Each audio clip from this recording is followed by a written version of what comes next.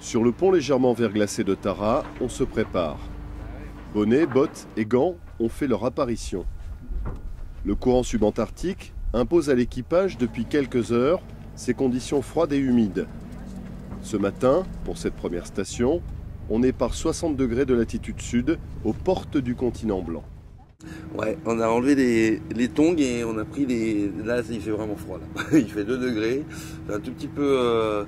Il n'y a pas trop de vent, heureusement, mais c'est vrai que les températures sont vachement descendues. Celles de la mer aussi, actuellement, elles sont à 2 degrés, alors que quand on est parti, c'était à 7 degrés à Porto Williams.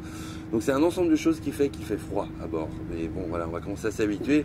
Ça va être les premiers 8 jours qui vont être durs, et puis dans à peu près 3-4 jours, là, après cette station, là, on va retrouver la mer de Weddell en 2 jours. Et là, ça va être encore plus froid, parce qu'on va commencer à avoir les glaçons.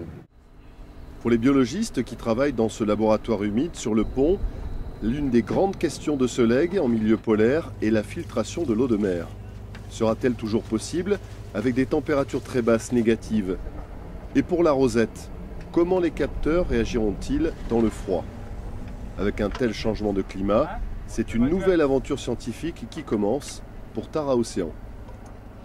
Tout risque de se boucher assez rapidement et surtout le sol va devenir assez glissant. Donc là, s'il y a de la houle, ça risque d'être un peu plus technique.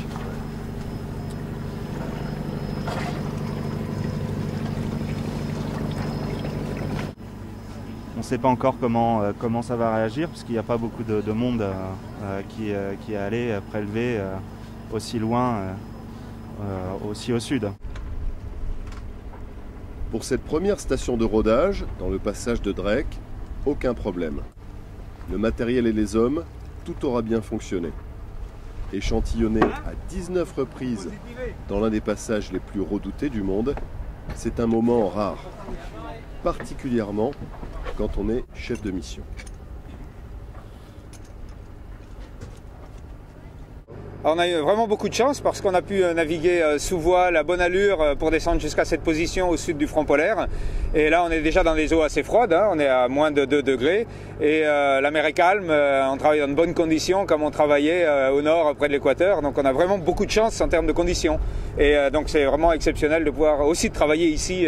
C'est un peu inespéré de pouvoir, dans le timing, faire cette station au sud du front polaire.